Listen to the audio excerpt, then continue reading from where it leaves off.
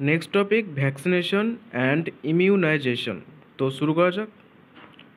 The principle of immunization or vaccination is based on the property of memory of the immune system. Immuno সিস্টেমের এই যে memory আছে, যে first encounter যখন হয় তখন প্রাইমারি রেসপন্স, সেকেন্ড এনকাউন্টার হলে সেকেন্ডারি রেসপন্স, এই যে স্মৃতি ধরে রাখতে পারে তার উপর ভিত্তি করেই এই ভ্যাকসিনেশন বা ইমিউনাইজেশন এই যে এগুলো করা হয়ে থাকে। এটা কিন্তু এই প্রিন্সিপালের উপর ভিত্তি করেই করা হয়ে থাকে, যে memory of the immuno system. In vaccination, a preparation of antigenic protein of pathogen or inactivated or weakened pathogen vaccine are introduced into the body. তো এক্ষেত্রে কী করা হয়, ভ্যাকসিনেশনে আমরা যখন এই ভ্যাকসিন নেই, সেটা করোনা ভ্যাকসিন হতে পারে বা পোলিও ভ্যাকসিন হতে পারে, সেক্ষেত্রে কী হয়, ভ্যাকসিনের মধ্যে কী থাকে, a preparation of antigenic protein of pathogen. তো এই যে প্রোটিন, যে প্রোটিনটা অ্যাটাক করবে, সেই প্রোটিনটার অ্যান্টিজেনিক প্রোটিন থাকে, সেই প্রিপারেশন থাকে অ্যান্টিজেনিক প্রোটিন অফ প্যাথোজেন। অর্থাৎ যেমন পোলিও ভ্যাকসিন নিচ্ছি আমরা, তো তার মধ্যে কী থাকে, যে পোলিও জীবাণু থাকে, সেই পোলিও জীবাণুর যে অ্যান্টিজেন, সেই অ্যান্টিজেনটা প্রিপেয়ার করা হয় এবং সেটাই বিভিন্ন রকম কেমিক্যালস পদ্ধতির মাধ্যমে সেটাই ইনজেক্ট করা হয় ভ্যাকসিন হিসাবে। আর কি থাকতে পারে, ইনঅ্যাক্টিভেটেড বা উইকেন্ড প্যাথোজেন, বা সরাসরি সেই প্যাথোজেনটাকেই ইনজেক্ট করা যেতে পারে ভ্যাকসিন হিসাবে, এবং সেটা ইনঅ্যাক্টিভেট থাকে, অর্থাৎ কি সেটা অ্যাক্টিভ অবস্থায় থাকে না, বিভিন্ন কেমিক্যাল প্রক্রিয়ার মাধ্যমে সেটাকে ইনঅ্যাক্টিভেট করা হয় বা উইক করা হয়, তারপর সেটা ইনপুট করা হয় ভ্যাকসিন হিসাবে। তো এটাকে বলা হয় ভ্যাকসিন। আর ইন্ট্রোডিউস ইন্টু দ্য বডি, তারপর সেটা বডির মধ্যে ইন্ট্রোডিউস করা হয়। তাহলে ভ্যাকসিন কি, ভ্যাকসিন কিছুই না, যে যে প্যাথোজেনের বিরুদ্ধে, পোলিওর বিরুদ্ধে আমরা প্রতিরোধ ব্যবস্থা তৈরি করব। তো পোলিওর যে জীবাণু আছে, সেই জীবাণুটাকেই উইক করে বা ইনঅ্যাক্টিভ করে বা বিভিন্ন রকম কেমিক্যাল মডিফিকেশন করে অ্যান্টিজেনিক প্রিপারেশনটাকে দেহের মধ্যে ইনপুট করা হয়। The antibodies produced in the body against these antigen would neutralize the pathogenic agent during actual infection. তো এর ফলে কী হবে, যে এই যে উইকেন্ড বা এই যে ইনঅ্যাক্টিভেট প্যাথোজেনটাকে ভ্যাকসিন হিসাবে ইন্ট্রোডিউস করা হলো, তো এই ভ্যাকসিনটা, এই অ্যান্টিজেনটা যাওয়ার ফলে কী হবে, বডি এবার কী করবে, ইমিউনিটি তৈরি করবে প্রাইমারি রেসপন্সের জন্য ইমিউনিটি তৈরি করবে। এবার যখন দ্বিতীয়বার সত্যিকারের যখন পোলিও যে রোগ সৃষ্টি করে তার জন্য যে ব্যাকটেরিয়া আছে, তার জন্য যে ভাইরাস আছে, বা করোনা যে রোগ সৃষ্টি করে তার জন্য যে ভাইরাস আছে, সেই ভাইরাসটা যখন অ্যাকচুয়ালি অ্যাটাক করবে, সত্যিকারে অ্যাটাক করবে, তখন আগে থেকে বডি তো অ্যান্টিবডি তৈরি করে রেখেছে, সেই অ্যান্টিবডি তখন তার বিরুদ্ধে লড়াই করবে এবং বডিকে প্রোটেক্ট করবে। The vaccine also generate memory B and T cell that recognize the pathogen quickly on subsequent exposure and overwhelm the invaders with a massive production of antibodies. তো ভ্যাকসিন তার পাশাপাশি কি বি এবং টির সেলস তৈরি করে, antibody তৈরি করে, বি সেল টি সেল তৈরি করে, যাতে কী হয়, যে প্যাথোজেনটা প্রবেশ করবে তাকে যাতে খুবই দ্রুত চিনতে পারে, রিকগনাইজ করতে পারে, যে হ্যাঁ এটা তো আগে অ্যাটাক করেছিল, এর বিরুদ্ধে তো অ্যান্টিবডি তৈরি করা আছে, হ্যাঁ একে অ্যাটাক করতে হবে, এটা ক্ষতিকর আমাদের বডির জন্য। And subsequent exposure and overwhelm the invaders with massive production of antibody, এবং প্রচুর পরিমাণে অ্যান্টিবডি তৈরি হয় এবং তার বিরুদ্ধে প্রতিরোধ ব্যবস্থা করতে হলে তাকে বিনাশ করে দেয়। If a person is infected with some deadly microbes to which immunoresponse is required, as in tetanus, we need to directly inject the preformed antibodies or antitoxin, a preparation containing antibodies to the toxin. যদি কোনো একটা person কোনো deadly মাইক্রোবসের দ্বারা attacked হয়, অর্থাৎ কোনো জায়গায় আমাদের যদি কোনো জায়গায় কেটে যায়, তো সেখানে কী আছে, টিটেনাস ইনজেক্ট করা হয়। তো কোনো জায়গায় কেটে গেলে কী হয়, সেখানে যে টিটেনাস রোগ সৃষ্টি করে সেই ক্লস্ট্রিডিয়াম ব্যাকটেরিয়া অ্যাটাক করতে পারে, এবং এটা ডেডলি মাইক্রোবস, মানে কি, এবং এটা যদি অ্যাটাক করে আমাদের বডি, মানে আমরা মারা পর্যন্ত যেতে পারি, এত ক্ষতি হতে পারে। তার জন্য কী হয়, তখন যেমন একটা টিটেনাস রোগ, এটা একটা এক্সাম্পল দেওয়া হয়েছে। তো এটা যাতে না হয় তার জন্য কি আগে থেকে তৈরি করা কিছু অ্যান্টিবডি আমাদের বডির মধ্যে ডাইরেক্টলি ইনজেক্ট করা হয়, এবং এদেরকে বলা হয় antitoxin, A preparation containing antibodies to the toxin, সেই টক্সিনের বিরুদ্ধে অ্যান্টিবডিজ যেটা আগে থেকে তৈরি করা আছে সেটা ইনজেক্ট করা হয়। তো এখানে কী বলা হয়েছে যে আমাদের বডিটা কেটে গেল, সেখানে ক্লস্ট্রিডিয়াম আছে একটা ব্যাকটেরিয়া, যেটা অত্যন্ত ক্ষতিকর, সেটা অ্যাটাক করতে পারে এবং কি আমাদের বডি বিভিন্ন রকমের চেঞ্জেস নিয়ে আসতে পারে, এমনকি আমরা মারাও পর্যন্ত যেতে পারি, এত ক্ষতিকর। তো এর জন্য কী হয়, যাতে এটা অ্যাটাক করতে না পারে তার জন্য টিটেনাস দেওয়া হয়। টিটেনাসকে একটা টক্সিন, যেটা আগে থেকে, এটা কি এক করে অ্যান্টিবডি যেটা আগে থেকে তৈরি করা আছে ল্যাবে, তারপর সেটা ইনজেক্ট করা হয়। তার জন্য কোনো জায়গায় কেটে গেলে আমরা টিটেনাস ইনজেকশন করি। তাহলে এটা কি ইমিউনিটি হলো? এটা প্যাসিভ ইমিউনিটি হলো, বাইরে থেকে অ্যান্টিবডি দেহে প্রবেশ করা হচ্ছে। Even in cases of snake bites, the injection which is given to the patient content preformed antibodies against the snake venom. আবার কোনো জায়গায় সাপ কেটে দিল, সাপ কামড়ে নিল, সাপের বিষ তো শরীরে চলে গেছে, তো আগে থেকে অ্যান্টিবডি আছে, যে অ্যান্টিবডি কী করবে, সাপের বিষের বিরুদ্ধে কাজ করবে।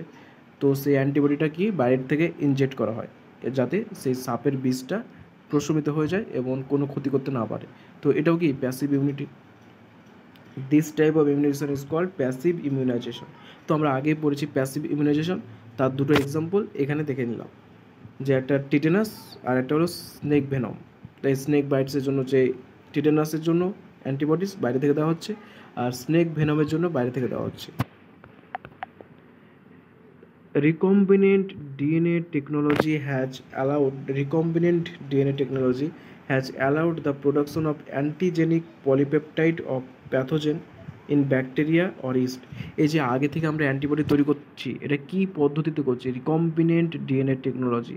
আমরা বায়োটেকনোলজি চ্যাপ্টারে এটা পড়বো, যে এই বিষয়টা কি।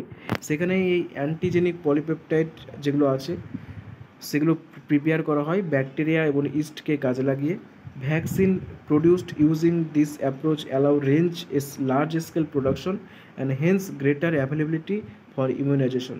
এবং ভ্যাকসিনও এই প্রক্রিয়ার মাধ্যমে তৈরি করা হয় এবং প্রচুর সংখ্যায় তৈরি করা হয়, তার জন্য এর অ্যাভেলেবিলিটিটাও অত্যন্ত বেশি, খুব সহজে অ্যাভেলেবল পাওয়া যায়। Hepatitis B vaccine produced from yeast, এখানে একটা এক্সাম্পলও দেওয়া আছে যে ইস্ট থেকে হেপাটাইটিস বি ভ্যাকসিনটা এই রিকম্বিনেন্ট ডিএনএ টেকনোলজির মাধ্যমে তৈরি করা হয়। তো এটাই ছিল ভ্যাকসিন আর ইমিউনাইজেশন, এটা মেমোরির ওপর ভিত্তি করে করা হয়েছে। এখানে কিছু প্যাসিভ ইমিউনাইজেশনের এক্সাম্পল দেখলাম, স্নেক বাইট, টিটেনাস, আর রিকম্বিনেন্ট ডিএনএ টেকনোলজির মাধ্যমে সেগুলো তৈরি করা হয় সেটা দেখলাম, আর কীভাবে কাজ করে সেটাও দেখলাম। ভ্যাকসিন কিছুই না, আগে থেকে তৈরি এই যে অ্যান্টিজেন থাকে বা উইক বা ইনঅ্যাক্টিভ যে অ্যান্টিজেন সেটাই। এবার হচ্ছে allergy. When you gone to a new place and suddenly you started sneezing, wheezing for no explained reason, and when you went away, your symptoms disappear. যে আমরা যখন কোনো নতুন জায়গাতে যাই, আমরা দেখি হঠাৎ করে আমাদের সর্দি লেগে যাচ্ছে, আমরা হাঁচি উঠছে, এবং যখন সেই জায়গা থেকে আবার আমরা ফিরে আসি তখন দেখি সেগুলো উধাও হয়ে গেছে। তো ডিড দিস হ্যাপেন, এটা আমাদের মধ্যে হয়েছে, প্রত্যেকেরই হয়েছে, প্রায় অনেকেরই হয়, প্রত্যেকের না। Some of us are sensitive to some particles in the environment. আমাদের মধ্যে কেউ আছে যারা কিছু কিছু পার্টিকলসের জন্য সেন্সিটিভ, পরিবেশে কিছু কিছু পার্টিকলস আছে তাদের জন্য sensitive. The above mention reaction could be because of allergy or pollen, mites etc. এবং এই যে রিয়াকশন, যে স্নিজিং হোয়াইজিং হচ্ছে, এগুলো কিসের জন্য হতে পারে? Allergy, pollen, mites. পোলেন মানে ওই যে ফুল থেকে যে পোলেন গ্রেন নির্গত হয় সেগুলো, এবং মাইটস, এই সমস্ত কিছুর জন্য হতে পারে। Which are different in different places, বিভিন্ন জায়গায় বিভিন্ন রকম হতে পারে। তো আমাদের মধ্যে কিছু কিছু ব্যক্তি আছে যারা কিছু কিছু জিনিসের প্রতি বেশি সেন্সিটিভ, কেউ ধূলিকণার প্রতি, কেউ পোলেনের প্রতি, কেউ মাইটসের প্রতি। তো বলা হয় সে তার প্রতি অ্যালার্জেন, ঠিক আছে, এবং তার স্নিজিং হুইজিং চালু হয়ে যায় এবং তার বডি একটা অন্যরকমভাবে রেসপন্স দান করে। The exaggregated response of the immune system to certain antigens present in the environment is called allergy. Allergy হলো একটা response of the immuno system. এই যে অ্যান্টিজেনগুলোর বিরুদ্ধে, পোলেন, মাইটসের বিরুদ্ধে আমাদের বডি এক রকমের রিয়াকশন দিচ্ছে, তার বিরুদ্ধে যে রেসপন্স দেয় ইমিউনো সিস্টেম, সেটা হলো allergy. The substances to which such an immune response is produced are called allergen. এবং যাদের জন্য এই ইমিউনো রেসপন্সটা তৈরি হচ্ছে তাদের বলা হয় অ্যালার্জেন। এখানে পোলেন, মাইটস এগুলো হলো অ্যালার্জেন, আর তাদের বিরুদ্ধে যে ইমিউনিটি তৈরি হচ্ছে সেটা হচ্ছে অ্যালার্জি। এবং তার প্রভাবটা কীভাবে আমরা বুঝতে পারছি? হুইজিং, স্নেজিং, সর্দি, তারপরে কাশি এর জন্য এর মাধ্যমে হচ্ছে। The antibodies produced to this are IgE type. এখানে যে অ্যান্টিবডি তৈরি হয় সেই অ্যান্টিবডিটা কি IgE type. Common example of allergen are mite in dust, pollen, animal dander etc. তো যে ধূলিকণা থাকে, পোলেন থাকে, তারপর গোবর থাকে, এগুলো হচ্ছে allergen. Symptom of allergic reaction include sneezing, watery eyes, running nose, difficulty in breathing. মানে অ্যালার্জিক রিয়াকশনের কিছু কী কী সিমটমস দেখা যায়? স্নিজিং মানে হাঁচি উঠবে, ওয়াটারি আই চোখ দিয়ে জল পড়বে, রানিং নোজ নাক দিয়ে জল পড়বে, ডিফিকাল্টি ইন ব্রিদিং নিঃশ্বাস নিতে কষ্ট হবে। Allergy is due to the release of chemical like histamine and serotonin from the mast cell. Allergy কী কারণে হয়? যে আমাদের বডির মধ্যে হিস্টামিন আর সেরোটোনিন নামে দুটো সেল আছে, সে এই দুটো এই কেমিক্যালস আছে, সেই কেমিক্যালগুলো কোথা থেকে রিলিজ হচ্ছে? মাস্ট সেল থেকে। তো মাস্ট সেল থেকে হিস্টামিন সেরোটোনিন কেমিক্যাল রিলিজ হলে অ্যালার্জি সৃষ্টি হয়। For determining the cause of allergy, the patient is exposed to or injected with very small doses of possible allergen and the reaction studies. তো allergy যদি হয় এবং অ্যালার্জির কারণটা কী সেটা জানার জন্য কী করা হয়? যে সমস্ত মনে হয় যে হ্যাঁ এগুলো থেকে হতে পারে তার অ্যালার্জেন, সে পোলেন হতে, যে কোনো জিনিস হতে পারে, পোলেন, মাইটস বা অন্য বিভিন্ন রকম জিনিস হতে পারে, অনেকের ক্ষেত্রে প্রন, তো ব্রিঞ্জাল এগুলোও হয়। তো এগুলো কী করা হয়? ইনজেক্ট করা হয় কেমিক্যালস, এদের কেমিক্যালস যেগুলো আছে সেগুলোকে ইনজেক্ট করা হয়। তারপর দেখা যায় তাদের বডিটা কীভাবে রেসপন্স করছে, তাদের বডিটা কী রকম প্রভাব দিচ্ছে, এবং সেইভাবে দেখা যায় যে সেটা অ্যালার্জি আছে কিনা এদের প্রতি। The use of drug like antihistamine, adrenaline, steroid quickly reduce the symptom of allergy. Antihistamine, adrenaline, তারপরে স্টেরয়েড, এগুলো অ্যালার্জির যে রেসপন্স আছে সেটা খুব দ্রুত কী করে? রিডিউস করে। Somehow, modern day lifestyle has resulted in lowering of immunity and more sensitivity to allergen. More and more children in metro cities in India suffer from allergen and asthma due to sensitivity to the environment. যাই হোক, বর্তমানকালে যে আমাদের জীবনযাত্রা, এখনকার ছেলেপেলে খেলাধুলো কম করে, শরীরচর্চা কম করে, তারপরে পরিবেশের সঙ্গে মানে ঘোরাফেরা কম করে, তো এর জন্য কী হয় যে আমাদের ইমিউনিটি কমে যায়। এখনকার বাচ্চাদের ইমিউনিটি কমে যায় এবং তারা বিভিন্ন অ্যালার্জেনের প্রতি বেশি সেন্সিটিভ, এবং বিশেষ করে যারা শহরের বাচ্চা থাকে তারা বেশি সেন্সিটিভ হয়, তারা বেশি পরিমাণে অ্যালার্জি বা অ্যাজমা এই সমস্ত রোগ দ্বারা আক্রান্ত হয়। ঠিক আছে, কারণ তাদের এনভায়রনমেন্টের প্রতি তাদের সেন্সিটিভিটি খুবই কম। This could be because of the protected environment provided early in life. কারণ তাদের যখন বাচ্চা ছিল, বাচ্চা অবস্থায় তাদেরকে এত প্রোটেক্টেড রাখা হয়েছে যে তারা পরিবেশের সঙ্গে মেশেনি এবং তারা নিজেকে অ্যাডাপ্ট করতে পারেনি পরিবেশের বিভিন্ন অ্যালার্জেনের সঙ্গে। তাই যখন তারা বড় হয়ে বাইরে বেরোয় বা বাইরে থাকে, তখন কী হয় যে এই অ্যালার্জেনগুলো সহজে তাদেরকে অ্যাটাক করে এবং তাদের মধ্যে অ্যালার্জি, অ্যাজমা এই রোগগুলো খুব সহজেই দেখা যায় এবং তাদের ইমিউনিটি অত্যন্ত উইক হয়।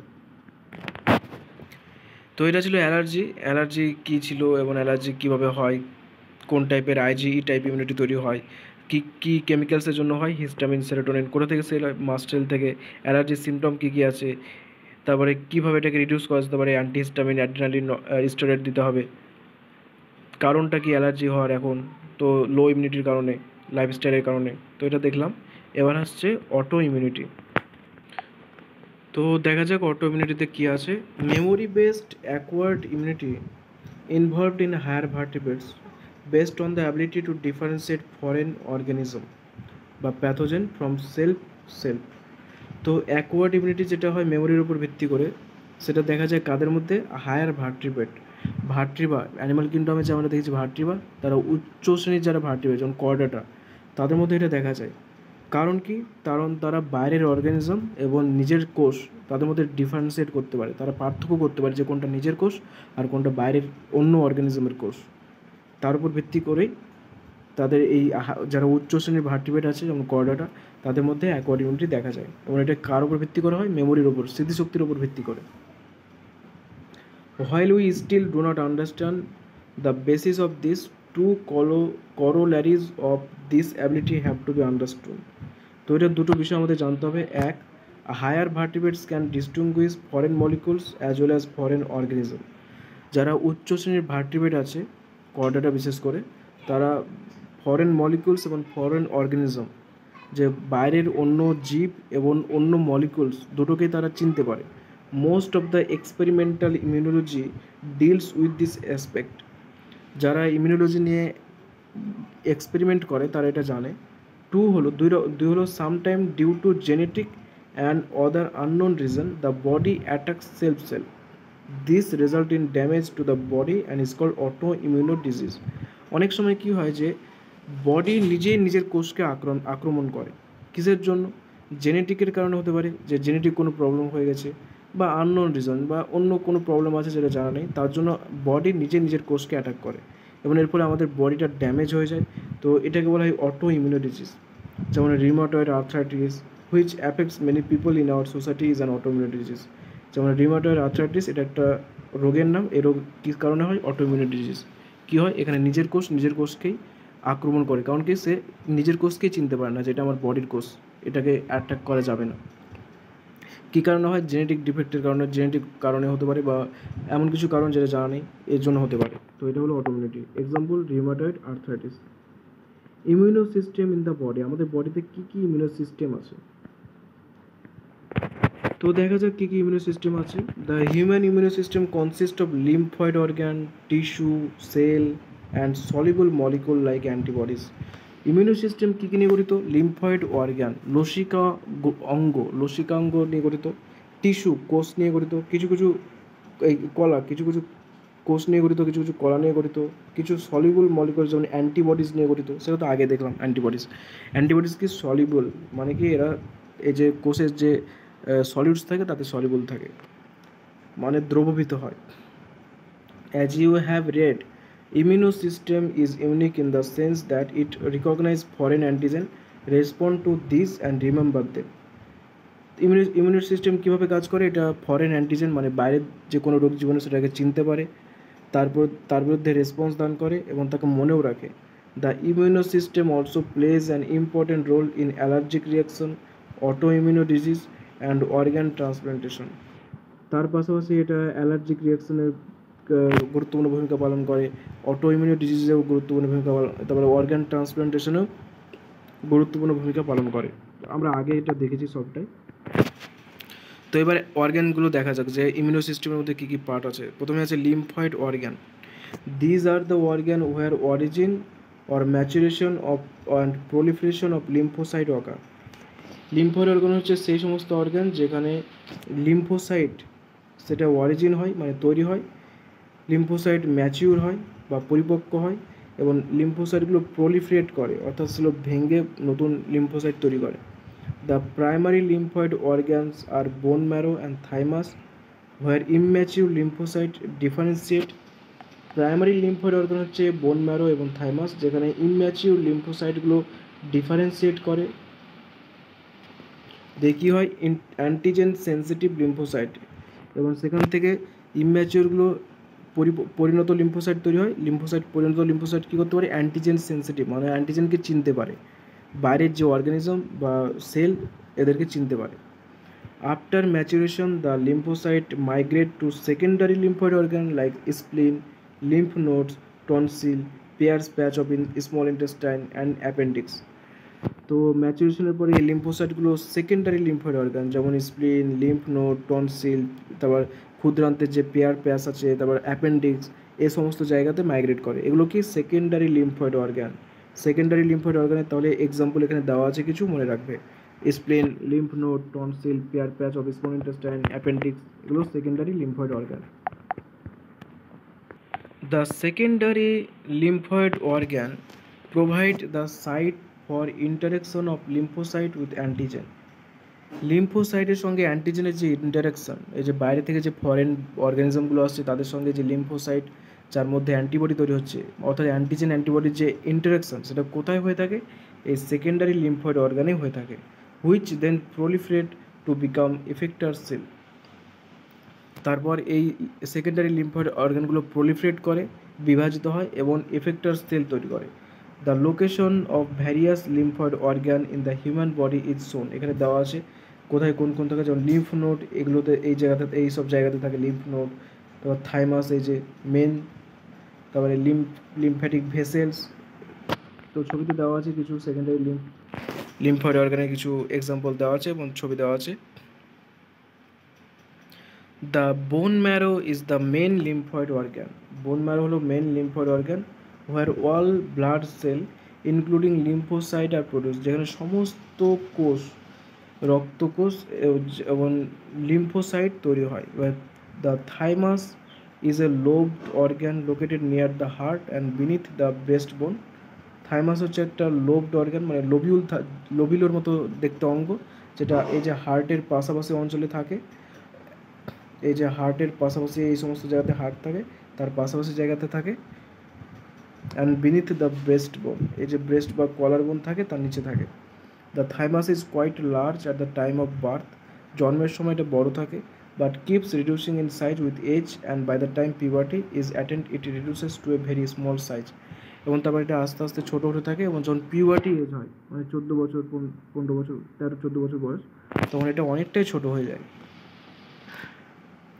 Both bone marrow and thymus provide microenvironment for the development and maturation of T lymphocyte. তো বোন ম্যারো এবং যে থাইমাস, এই দুটো একটা এনভায়রনমেন্ট দান করে, একটা পরিবেশ দান করে। কিসের জন্য? যেখানে কী হয়, যেখানে যে টি লিম্ফোসাইট আছে সেগুলো ডেভেলপ করে, অর্থাৎ বৃদ্ধি পায় এবং ম্যাচিউর বা পরিপক্ক হয়। The spleen is the large bean shaped organ. Spleen হচ্ছে বড় এবং বিনের মতো আকৃতি বিশিষ্ট organ. It mainly contains lymphocyte and phagocyte. এর মধ্যে লিম্ফোসাইট এবং ফ্যাগোসাইট থাকে। It acts as a filter of the body by trapping blood borne micro organism. রক্তে যে সমস্ত মাইক্রো অর্গানিজমগুলো থাকে তাদেরকে ট্র্যাপ করে, তাদেরকে জালের মতো ধরে রাখে এবং ফিল্টার হিসাবে কাজ করে এবং সেগুলোকে ফিল্টার করে, পরিশ্রুত করে। এই ফিল্টার হিসেবে কাজ করছে কি? স্প্লিন। রক্তের মধ্যে যে সমস্ত আছে অর্গানিজমগুলো আছে, মাইক্রো অর্গানিজম, সেগুলোকে ফিল্টার করছে। স্প্লিন also has a large reservoir of erythrocyte. তো এর মধ্যে কী হয়, এরিথ্রোসাইট বা আরবিসি যেগুলো আছে সেগুলো এখানে রিজার্ভ হয়।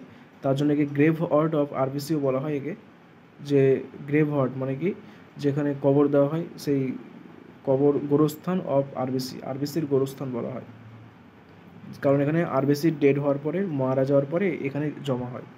The lymph nodes are small solid structure located at different point along the lymphatic system. Lymph নোডগুলো কি হয়? ছোটো ছোটো সলিড স্ট্রাকচার, যেগুলো লিম্ফ্যাটিক সিস্টেমের বিভিন্ন জায়গাতে থাকে। Lymph node serve to trap the micro organism or other antigens which happen to get into the lymph and tissue fluid. Lymph node কী করে?